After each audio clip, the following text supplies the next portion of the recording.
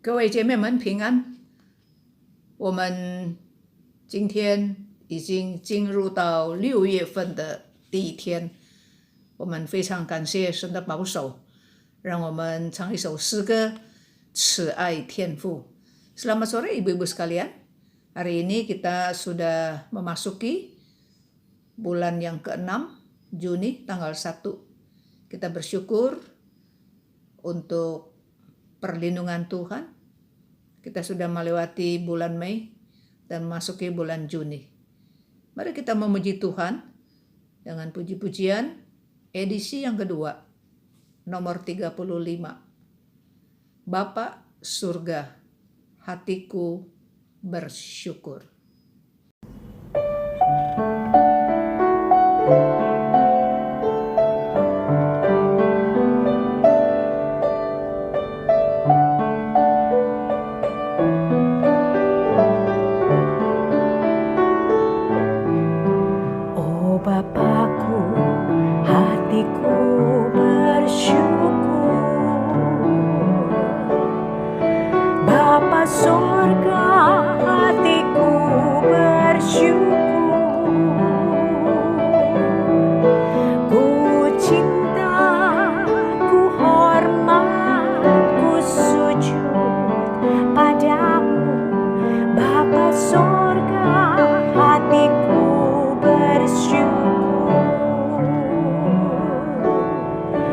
Tuhan Yesus, ku mau besarkan-Mu. Tuhan Yesus, ku mau agungkan-Mu.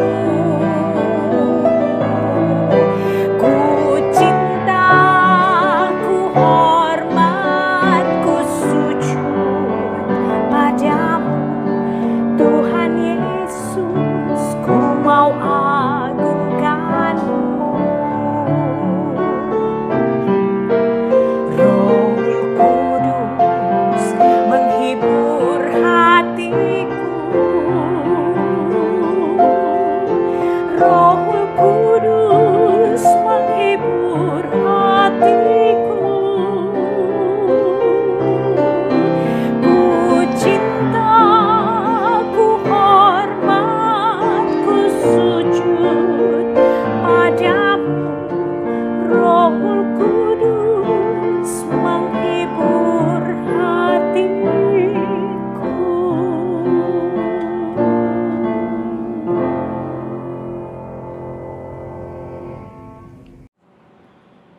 我们一同来翻开圣经，马可福音第6章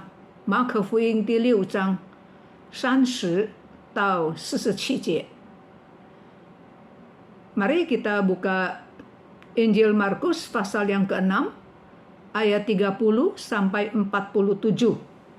Saya bacakan dulu di dalam bahasa Mandarin。马可福音第6章30节，使徒聚集到耶稣那里，将一切所做的事、所传的道全告诉他。他就说：“你们来同我暗暗的到旷野地方去歇一歇。这是因为来往的人多，他们连吃饭也没有功夫。他们就坐船暗暗的往旷野地方去。门徒看见他们去，有许多认识他们的，就从各城步行，一同跑到那里，比他们先赶到了。耶稣出来见有许多的人，就怜悯他们，因为他们如羊没有牧人一般。于是开口教训他们许多道理。天已经晚了，门徒进前来说：“这是野地，天已经晚了，请叫众人散开，叫他们好往四面乡村里去，自己买什么吃。”耶稣回答说：“你们给他们吃吧。”门徒说：“我们可以去买20两银子的饼给他们吃吗？”耶稣说：“你们有多少饼，可以去看看。”他们知道了，就说：“5个饼，2条鱼。”耶稣吩咐他们叫众人一棒一棒的坐在青草地上，众人就一排一排的坐下，有100的，有50的。耶稣对着这5个饼2条鱼望天祝福，拨开饼递给门徒，摆在众人面前，也把那2条鱼分给众人，他们都吃，并且吃饱了。门徒就把碎饼碎鱼收拾起来，装满了12个篮子，吃的男人共有5000。耶稣随即催门徒上船，先渡到那边伯赛大去，等他叫众人散开。他既然辞别了他们，就往山上去祷告。到了晚上，船在海中，耶稣独自在岸上，看见门徒，因为OK， 我们就读到第47节。到了晚上，船在海中，耶稣独自在岸上。Markus pasal yang ke-6 ayat 30 sampai 47. Kemudian rasul-rasul itu kembali berkumpul dengan Yesus dan memberitahukan kepadanya semua yang mereka kerjakan dan ajarkan. Lalu Yesus berkata kepada mereka, marilah ke tempat yang sunyi supaya kita sendirian dan beristirahatlah seketika. Sebab memang begitu banyaknya orang yang datang dan yang pergi sehingga makan pun mereka tidak sempat. Maka berangkatlah mereka untuk mengasingkan diri dengan perahu ke tempat yang sunyi. Tetapi pada waktu mereka bertolak, banyak orang melihat mereka dan mengetahui tujuan mereka. Dengan mengambil jalan darat, segeralah datang orang dari semua kota ke tempat itu, sehingga mendahului mereka. Ketika Yesus mendarat, ia melihat sejumlah besar orang banyak, maka tergeraklah hatinya oleh belas kasihan kepada mereka, karena mereka seperti domba yang tidak mempunyai gembala. Lalu mulailah Yesus mengajarkan banyak hal kepada mereka. Pada waktu hari sudah mulai malam, datanglah murid-muridnya kepadanya dan berkata, tempat ini suci dan hari sudah mulai malam. Suruhlah mereka pergi supaya mereka dapat membeli makanan di desa-desa dan di kampung-kampung di sekitar ini. Tetapi jawab Yesus, kamu harus memberi mereka makan. Kata mereka kepadanya, jadi haruskah kami membeli roti seharga 200 dinar untuk memberi mereka makan? Tetapi Yesus berkata kepada mereka, berapa banyak roti yang ada padamu? Cobalah, periksa. Sesudah memeriksanya, mereka berkata 5 roti dan 2 ikan. Lalu Yesus menyuruh orang-orang itu supaya semua duduk berkelompok-kelompok di atas rumput hijau. Maka duduklah mereka berkelompok-kelompok, ada yang 100, ada yang 50 orang. Dan setelah Yesus mengambil 5 roti dan 2 ikan, ia menengadah ke langit dan mengucap berkat. Lalu memecah-mecahkan roti itu dan memberikan kepada murid-muridnya, supaya dibagi-bagikan kepada orang-orang itu. Begitu juga kedua ikan itu dibagi-bagikannya kepada semua orang. Dan mereka semuanya makan sampai kenyang. Kemudian orang mengumpulkan potongan-potongan roti 12 bakul penuh, selain daripada sisa-sisa ikan. Yang ikut makan roti itu ada 5.000 orang laki-laki. Setelah itu, Yesus segera memerintahkan murid-muridnya naik ke perahu dan berangkat lebih dahulu ke seberang, ke Betsaida. Sementara itu, Yesus menyuruh orang banyak pulang. Setelah ia berpisah dari mereka, ia ke bukit untuk berdoa. Ketika hari sudah malam, perahu itu sudah di tengah danau, sedang Yesus tinggal sendirian di darat. Mari saudara, kita masuk ke dalam doa. 天父上帝，求你真是帮助我们能够明白约翰福音第6章的信息。Bapa kami di surga, tolong kepada kami agar kami mengerti message yang ada di kitab Injil Markus pasal yang ke-6 ini, begitu banyak perkara. Kiranya Tuhan tolong kami untuk mengertinya. Dalam nama Tuhan Yesus kami berdoa. Amin. 马可福音第6章记载了很多的事件。1节到第6节讲到耶稣基督来到自己的家乡，他家乡人不接纳他，因为觉得本地酱不辣，所以耶稣就说，这个一般来讲先知是很受到人家尊重，可是呢，在本地本乡，在他的亲属当中呢，先知呢是被拒绝的。然后呢，第6章第7到第13节。也给我们看见耶稣基督不会因为人拒绝他就停止传道。耶稣基督在本乡的周围的乡村，他继续传福音。不但如此，他也差派他的门徒两个的去传道，并且给他们能力，给他们权柄，就是上个礼拜我们听过的这个信息。耶稣基督给门徒这个能力权柄，能够讲道，能够医病，能够赶鬼。那么我们看见圣经的记载14节到29节，耶稣的名声就越来越被广传，越来越出名了。那么当时希律王听见这个耶稣，也听见耶稣的名声，那么希律王就误会什么呢？误会以为耶稣基督就是施洗约翰他曾经，这个希律王曾经把施洗约翰的头砍下来。所以这个施洗约翰讲道有能力，有权柄耶稣基督讲道也有能力，有权柄，甚至能够医病赶鬼。所以呢，这个希律王认为呢，这个耶稣基督就是当日他所砍头的这个施洗的约翰。其实不是这样子。那么话说回来，这个希律王为什么把施洗约翰的头砍下来呢？因为施洗约翰曾经责备希律王，责备什么呢？希律王把他兄弟非利王的妻子夺过来做自己的太太，所以这个施洗约翰就是耶稣基督的开路先锋，就责备他。那么希律王很喜欢听施洗约翰讲道，希律王知道他也不对，所以他不敢对施洗约翰怎么样不敢发怒，也不敢刑罚他，更不敢杀死他。可是希律王从他兄弟所夺来的这个妻子呢，叫做洗罗地，他就怀恨施洗约翰。洗罗地怀恨施洗约翰，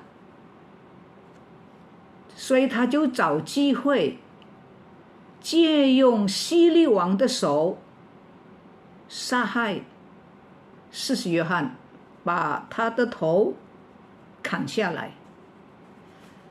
Saudara sekalian, Injil Markus pasal yang ke-6 mencatat ada banyak perkara.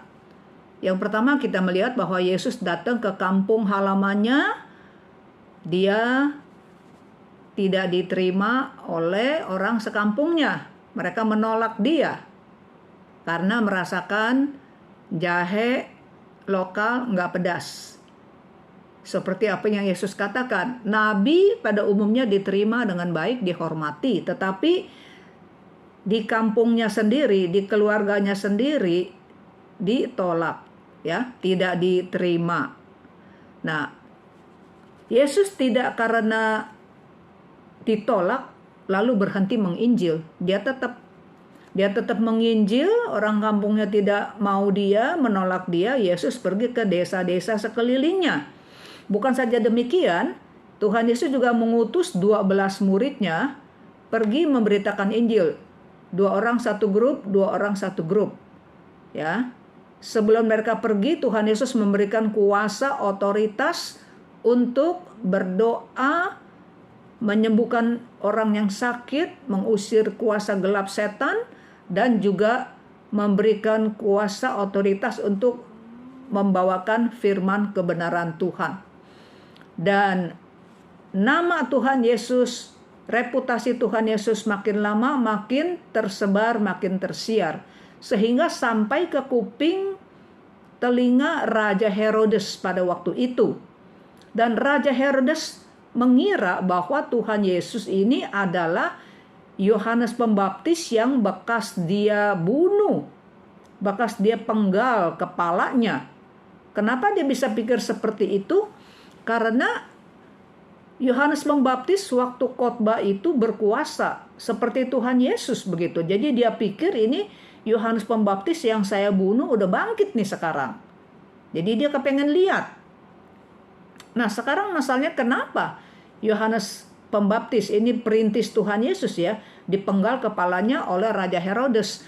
Karena Yohanes Pembaptis pernah menegur Herodes ya, dia mengambil istri saudaranya Raja Philip.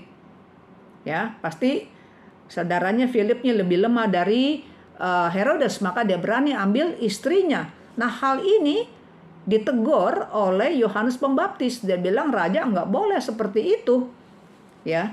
Nah, Raja Herodes nggak berani apa-apain. Nggak berani apa-apain Yohanes Pembaptis. Alkitab bilang dia demen dengar khotbah Yohanes Pembaptis. Ya. Nah, tetapi Herodias, ini istri Philip yang dirampas, yang direbut oleh Herodes, ya, namanya Herodias, dia itu dendam sama Yohanes Pembaptis. Jadi dia cari kesempatan untuk membunuh.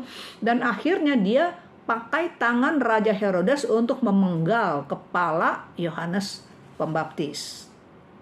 Ya, itu di minggu lalu sudah dibicarakan.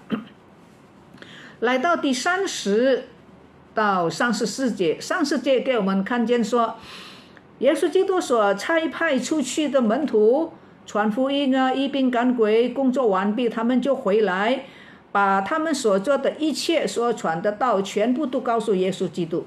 耶稣基督是一个很懂得工作也懂得休息的人，他对门徒说：“你们也累了，你们来吧，你们跟我我们来一同暗暗的到旷野地方去歇一歇，休息一下。”那么当时群众呢，就怎么样呢？来的人呢就越来越多了，越来越多。那么耶稣要休息，怎么样呢？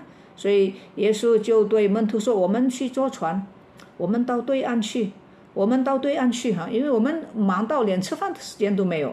我们到对岸去休息休息，你们也辛苦了。可是那些众人呢，看见耶稣坐船，知道耶稣去的方向要到什么地方去，所以呢，他们呢就赶着走路，赶着到那边去。Saudara, tadi bukankah dikatakan Yesus mengutus muridnya pergi memberitakan Injil, 2 orang satu grup, 2 orang satu grup, sampai ayat ke-30, murid-murid sudah menginjil, selesai, pulang, ayat 30 dikatakan, mereka menceritakan semua apa yang mereka kerjakan, apa yang mereka ajarkan, semua dilaporkan, dikasih tahu kepada Tuhan Yesus. Tuhan Yesus adalah orang yang bisa bekerja keras dan juga orang yang mengerti untuk beristirahat. Dia tahu murid-muridnya sudah capek. Maka dia bilang, marilah ke tempat yang sunyi supaya kita bisa bagaimana? Kita bisa sendirian, kita bisa beristirahat sejenak. Ya. Tetapi waktu itu orang udah makin lama makin banyak yang mengumpul nih. Ya. Ada yang bawa penyakit, ada yang dirasuk, macam-macam ya. Ada juga yang mau dengar firman dan sebagainya, saudara. Jadi kalau demikian bagaimana? Yesus nggak sempat nih, mau istirahat nih, murid-muridnya juga mau istirahat. Yesus bilang, yuk kita naik perahu lah, kita ke seberang, ya, kita ke seberang. Nah, ke tempat yang sunyi kita bisa istirahat sejenak. Udah istirahat kan kita bisa kerja lagi seperti itu, saudara sekalian. 那么人的生活呢，我们人常常有2个极端。一个呢，就是工作，不停的工作，不懂休息，也不肯休息，工作到累了、生病了，甚至死掉。有另外一种人呢，只知道灵修、祷告，但是不肯出去做工，不愿意做实际的工作，这个2个极端都不是好的。那么，所以耶稣基督在门徒工作辛苦之后呢，就带他们去休息。但是这个要去休息呢，这个计划呢，结果也不成。为什么呢？因为众人看见耶稣坐船要去的方向，他们知道要到什么地方去，所以他们就走路，反而先到。为什么？有时候坐船啊，有风啊，有浪啊，是吧？就会耽搁，这个船就走得慢了。所以在这种情形之下呢，走路就更快了。这个就是这样子了。当耶稣下船的时候，已经有很多人在那里等候他。Saudara sekalian, kita seringkali nih berada ada dua macam ekstrim ya. Ada satu macam orang kerja nggak ngerti istirahat dan juga nggak mau istirahat sampai kecapean akhirnya sakit, bahkan ada yang sampai udah nggak ketulungan mati, saudara.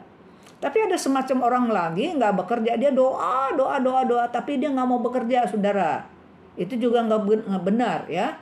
Ada kan perkataan ora et labora, bekerja sambil berdoa sambil bekerja, saudara. Nah, ini rencana Tuhan Yesus mau ajak murid-muridnya ya, pergi ke padang gurun, tempat yang sunyi, di sana mereka beristirahat. Tetapi begitu mereka turun dari perahu sampai ke tempatnya, udah ada orang banyak nungguin ya. Karena orang-orang udah tahu nih arah Tuhan Yesus mau kemana. Mereka jalan kaki, malah duluan sampai.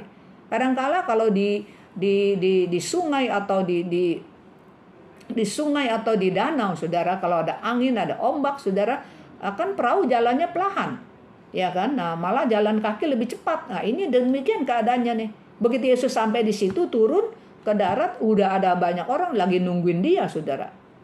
Yesus 看见这么多的人有需要，所以他就不曾休息了，生气吗？没有生气，耶稣反而动了怜悯的心。耶稣叹息，因为看见这许多的人好像羊没有牧人一般，好像羊没有牧人。羊没有牧人的情形怎么样呢？大概有3种情形：一个，羊没有牧人就失去方向，就迷路。我们人就是好像羊一样，就从犯罪离开上帝，我们的祖宗亚当夏娃，我们就在这个人世的道路上，我们就失去方向。耶稣基督来到这个世界，就是要引领我们回到神的面前。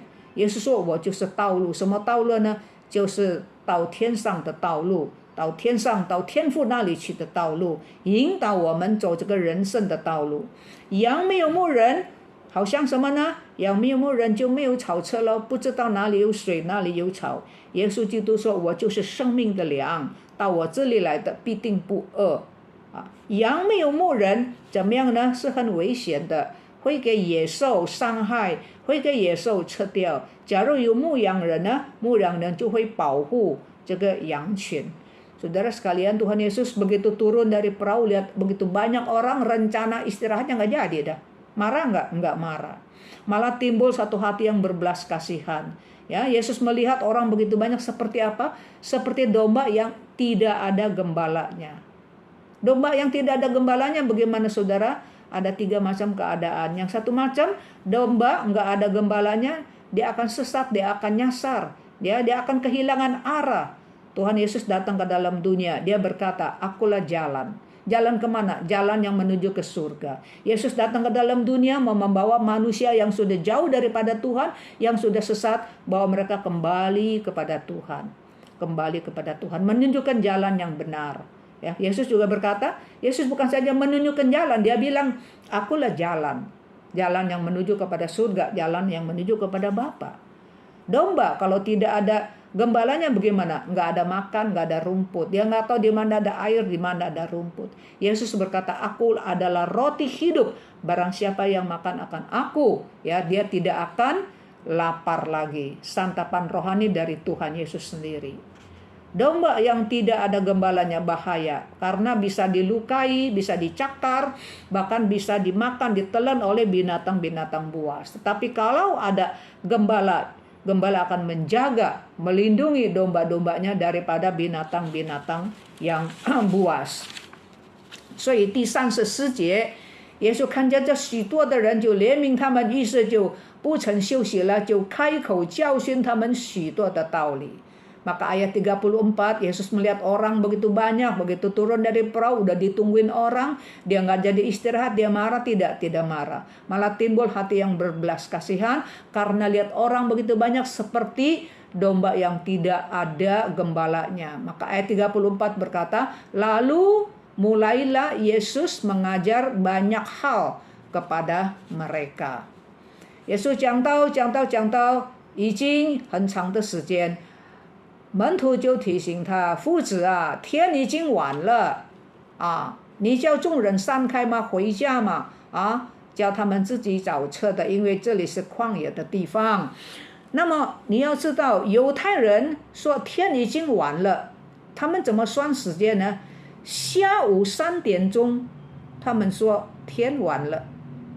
所以这个天已经晚了，不是像我们在这里暗了，这个晚已经很晚的意思，不是已经暗了看不见，不是，就是下午3点。所以呢，门徒就提醒耶稣说，你叫众人散开吧，现在天已经晚了，3点钟了，要叫他们散开，趁着天还没有黑暗的时候，太阳还没有下山以前，日落以前，他们可以到附近的乡村买吃的东西。那么耶稣的回答是出人意料之外。37节，耶稣说：“你们给他们吃吧。”这个在希腊的原文里面，你们给他们吃是怎么呢？是用很强调的语气，就是说你们应该给他们吃啊，应该给他们吃。用这个 he may 就是你们必须给他们预备东西吃。在这里我们就看见耶稣基督跟门徒两种不同的态度啊，两种不同的态度。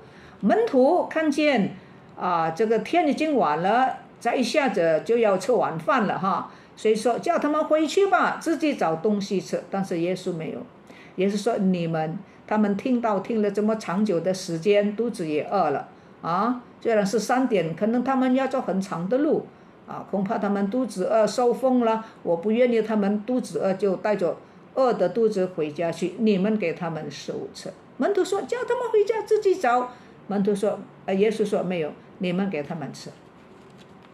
所以耶稣基督看见人的时候，他不但是看见人灵性上的需要，好像羊没有牧人，就教训他们，就把属灵的粮食带给他们。但是耶稣基督也看见人肉身有需要的时候，也怜悯他们，也叫门徒为他们预备食物。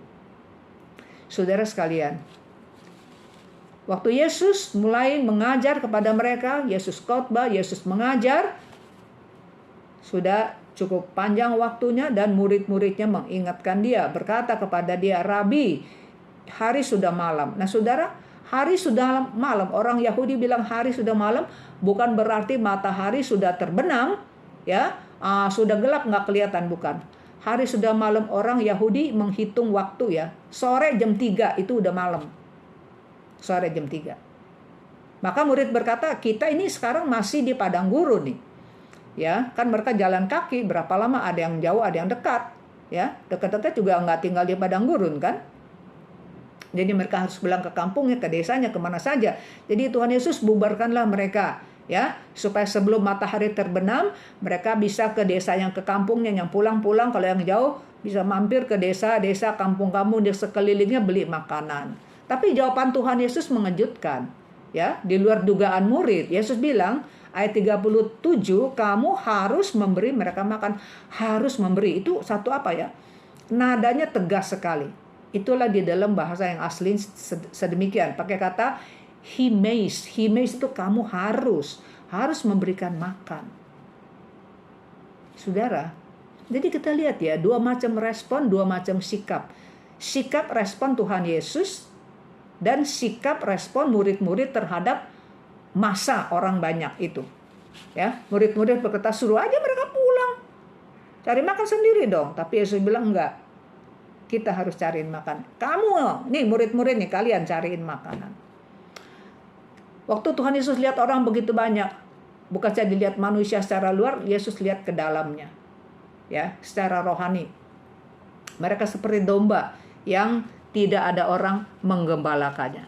Maka ayat 34, Yesus lalu mulailah mengajarkan mereka banyak hal, mulai khotbah, memberikan santapan rohani, makanan rohani. Setelah mereka mendengar khotbah, memakan santapan rohani, perut mereka akan lapar. Yesus bilang kepada muridnya, kalian harus memberikan makan kepada orang-orang banyak. Saudara sekalian, bagaimana kita melihat orang? Apa yang kita lihat?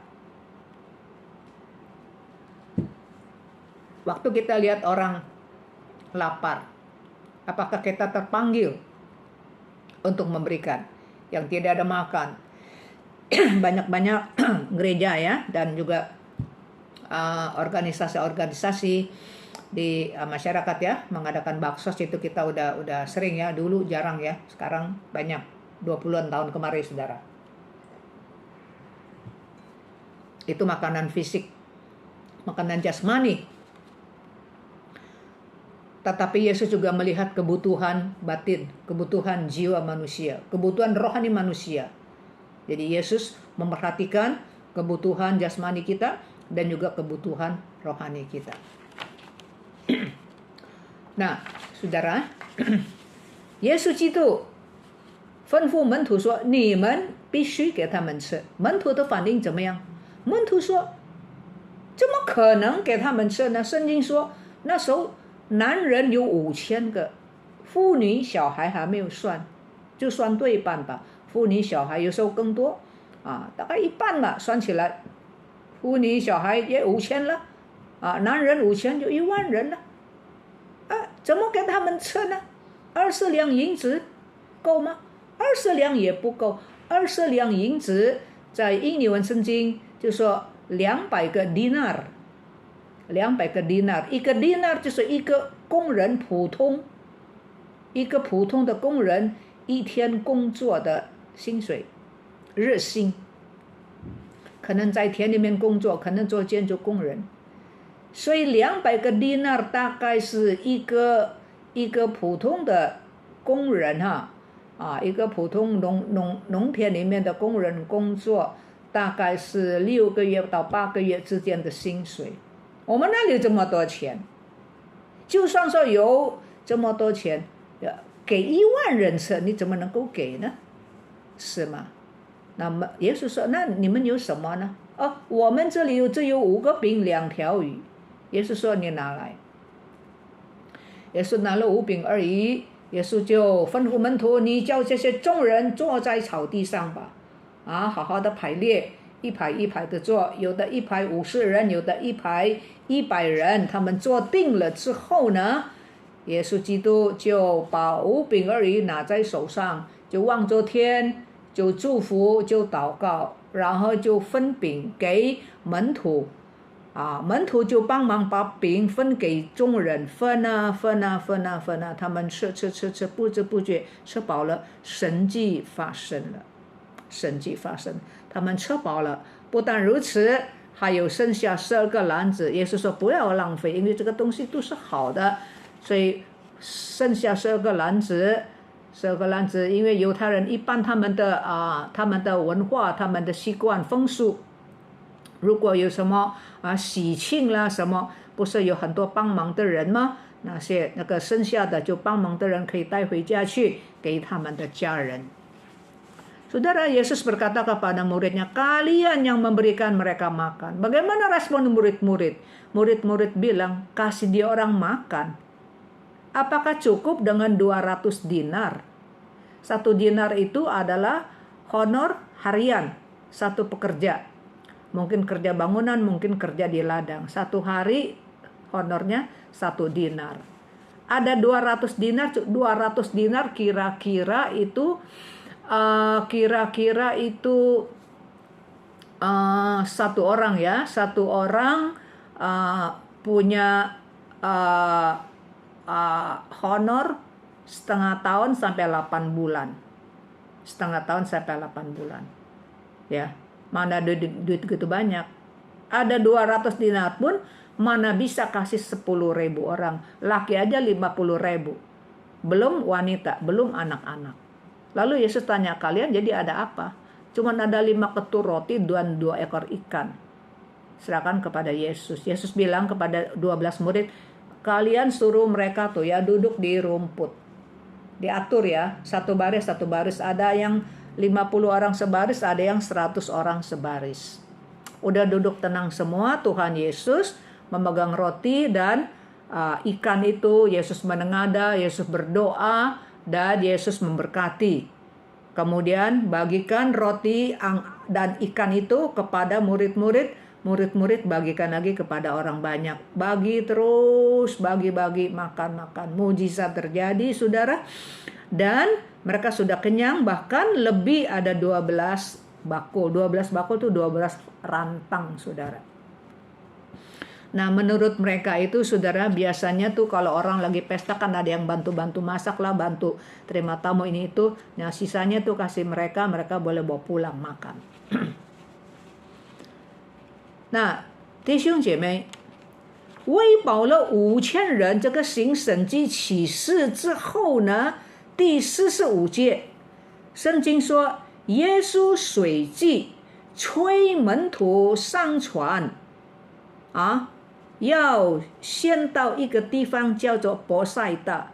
耶稣说，你们上船，你们先去到伯赛大，然后他就遣散这个众人，这个5饼2鱼的神迹之后遣散众人，他自己就上山去祷告。为什么耶稣要催门徒？为什么耶稣要催门徒上船呢？马可福音没有说，但是约翰福音那边有记载。约翰福音第6章14、15节说，众人看见耶稣所行的神迹，就说，这真是那要来到世间的先知。耶稣既然知道众人要来强逼他做王，就独自又退到山上去了。原来为什么耶稣要催门徒赶快的上船呢？因为他知道这个众人要强迫他要做王，所以他赶快打发门徒先坐船到伯赛大，然后他遣散众人自己上山去祷告因为当时你知道，在北部，这个是在北部加利利在北部加利利可以说是革命的温床，很多这个革命的事件、暴动的事件在那边。假如耶稣没有及时的赶快的遣散这个众人革命就会爆发，因为他们非常拥护耶稣有耶稣做我们的王，我们就不愁吃，我们就不愁穿了，我们要强迫甚至用武力要逼他做王耶稣基督降世为人的目的，第一次降世为人的目的就是2000年前，不是要做世界的王，不是要做事。耶稣是万王之王，万主之主，怎么只有做世界的王呢？是不是所以呢，耶稣第一次来到世界的目的，做人降世为人的目的，就是要拯救人的灵性，要叫人悔改认罪，传天国的福音，叫人家接受天国的福音，悔改认罪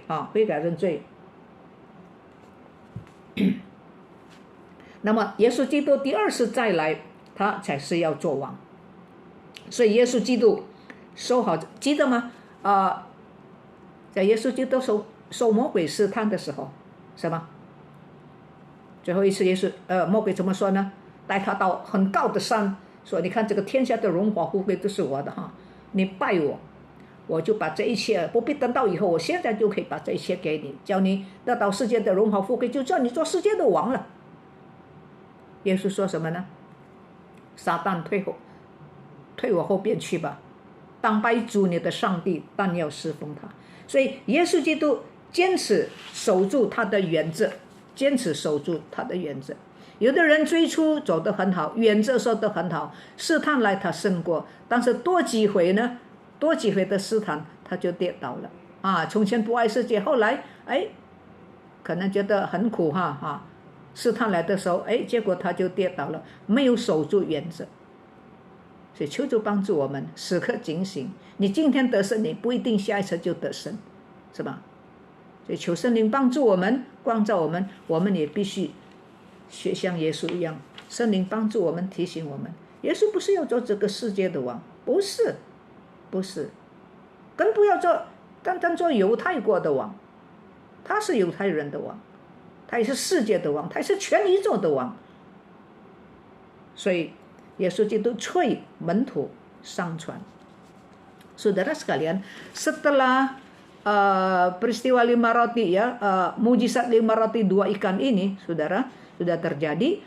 Ayat 45 berkata, sesudah itu Yesus segera langsung memerintahkan murid-muridnya naik ke perahu dan berangkat lebih dulu ke seberang. Kemana? Ke Betsaida.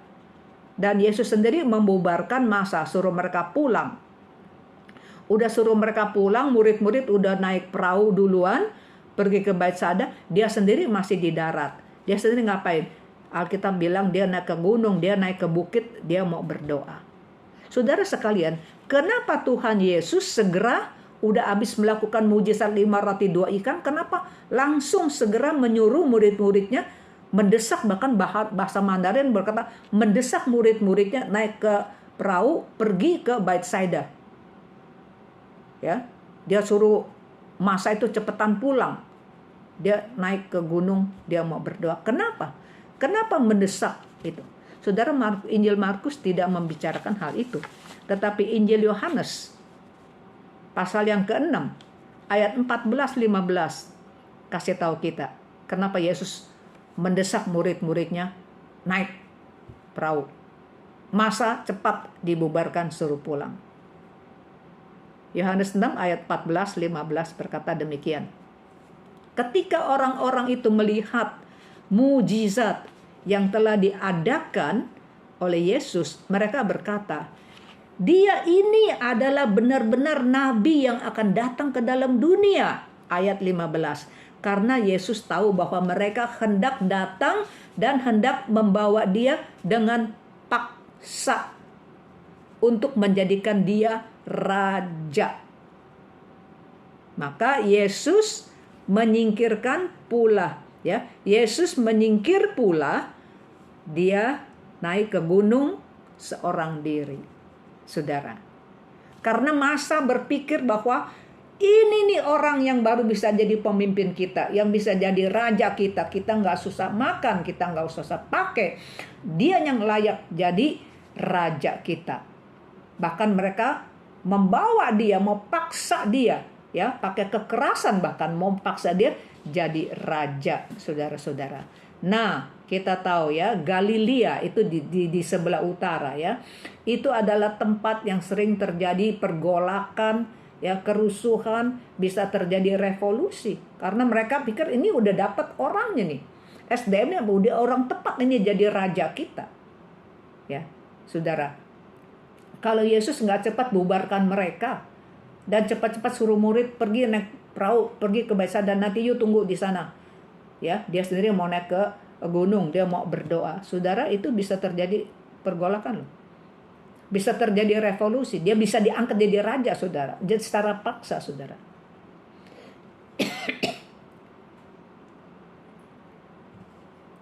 Tetapi kedatangan Yesus pertama kali datang ke dalam dunia untuk apa, saudara? Bukan menjadi raja, menjadi juru selamat.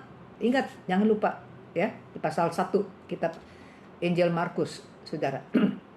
Yesus datang ke dalam dunia, dia memberitakan Injil, menghimbau manusia untuk bertobat, ya, percaya Injil, bertobat, percaya Injil, ya, terima Tuhan Yesus, terima kebaikan Tuhan, ada bagian di dalam kerajaan sorga. Nanti kedatangan yang kedua kali dia akan jadi raja. Yesus bukan saja menjadi raja di tanah Yahudi. Yesus menjadi raja di seluruh dunia, seluruh alam semesta. Dia adalah Tuhan daripada segala tuan dan raja atas segala raja. Saatnya belum tiba, saudara. Jadi dia tahu orang-orang mau pakai kekerasan, mau memaksa dia nih, mau tarik seret dia. Kamu jadi pemimpin kita. Bahaya, revolusi bisa terjadi. Itu bukan kehendak Allah Bapa. Itu bukan kemauan Tuhan Yesus. Dan ingat saudara, waktu iblis mencoba Yesus, salah satu apa pencobaannya? Dibawa ke gunung yang tinggi, suruh menyembah saya. Saya kasih kamu nih kejayaan semua nih, dunia saya kasih. Ibaratnya kan jadi raja. Dunia dikasih, kemewahan kejayaan dunia dikasih. Itu kan raja dunia. Raja dunia aja Yesus tidak mau. Dia adalah raja atas segala raja. Siapakah iblis itu, saudara? Yesus bilang, nyahlah kamu iblis, hendaklah manusia itu hanya menyembah Tuhan Allah yang harus disembah. Nah, iblis mau menempatkan sebagai Tuhan, mau Yesus nyembah dia, saudara sekalian. Itu kita udah merenungkan ya itu sebelumnya, saudara. Jadi Tuhan Yesus konsisten. Waktu iblis mencobai dia saja, dia nggak mau, saudara. Dia tidak mau jadi raja. Apalagi ke kerajaan. Iblis siapa bisa kasih dia kerajaan? Kerajaan dunia, kerajaannya sementara. Dia memang raja, nggak perlu kamu yang angkat dia jadi raja. Seperti itu, saudara. Dan saatnya belum tiba. Nanti kedatangan pada kali yang kedua, dia baru jadi raja, saudara. Kedatangan yang pertama kali supaya manusia bertobat dulu. Terima Injil, mengaku dosa, saudara sekalian. Jadi Tuhan Yesus konsisten. Ya, kalau dulu waktu dicobain tuh ya, pasal 1 ya, Yesus menolak. Sama juga sekarang. Orang Yahudi mau angkat dia, mau paksa dia, saudara. Itu bisa terjadi perdarahan, bisa jadi revolusi. Saudara, Yesus tidak mau pakai cara seperti itu, saudara. Dia konsisten dengan sikap dia, saudara. Nah, ada banyak orang, saudara, di dalam pencobaan yang pertama dia menang. Ya, tapi 2 kali, 3 kali, 4 kali lama-lama tergiur, jatuh, saudara. Goncang. Nggak mau nih duit nih. Duit panas, tapi ya nggak ketahuan lah. 1 kali nggak mau, 2 kali nggak mau. Lama-lama manusia ada kebutuhan, seleranya makin malam makin tinggi. Saudara, kemarin nggak mau, sekarang nggak mau, besok mungkin mau. Jadi saudara, kemenangan hari ini nggak jamin kemenangan besok. Kalau kita nggak konsisten, kalau kita nggak jaga, kalau kita nggak waspada, jaga terus hati kita, saudara sekalian. Oleh sebab itu kita harus berhati-hati, jangan sombong. Kalau 1 kali pencobaan kita menang, 2 kali, 3 kali, saudara, kalau begitu kita lengah sedikit, langsung kita jatuh. Kita harus pegang, ya, konsisten, saudara. Kita harus pegang prinsip-prinsip, dan kita juga berdoa supaya Roh Kudus, ya, selalu memberikan kita kekuatan, mencerahkan hati kita, mengingatkan kita. Dan apabila Roh Kudus menegur kita, mengingatkan kita, kita harus tunduk, kita harus taat. Ya, kita harus taat akan pimpinan Tuhan. Mari kita berdoa. 天父上帝，谢谢你的恩典，给我们看见非常许多非常宝贵的这个教训，让我们看见我们怎么样跟随主。谢谢你的恩典， Bapa kami di dalam surga, terima kasih Tuhan sudah memberikan kami kebenaran yang begitu luar biasa. Oleh sebab itu Tuhan, tolong supaya apa yang kami pelajari, kami simak, kami simpan di dalam hati, dan kami melaksanakannya. Terima kasih Tuhan, di dalam nama Tuhan Yesus Kristus. Amin. 我们感谢天父上帝，他差派耶稣基督来到世界，不但做我们的救主，他也是我们心中的王，也是万王之王，万主之主。我们来唱这首诗歌，第2季的诗歌本第2首《万王之王，万主之主》，然后我们再唱一首《靠主喜乐》，我们一连唱2首诗歌。Kita bersyukur kepada Tuhan, Bapa Surgawi mengutus Yesus bukan saja menjadi Tuhan dan Juru Selamat kita, tetapi dia juga adalah Raja. Raja di dalam hati kita, Raja atas segala Raja, dan Tuhan atas segala Tuhan. Kita angkat puji-pujian edisi nomor 2. Edisi 2 dan nomor yang kedua. Setelah itu kita nyanyi lagi satu puji-pujian. Edisi yang ketiga nomor 29. Bersandar Tuhan bersukacita. 所以我们一连唱2首万王之王万主之主，然后我们再唱靠主喜乐。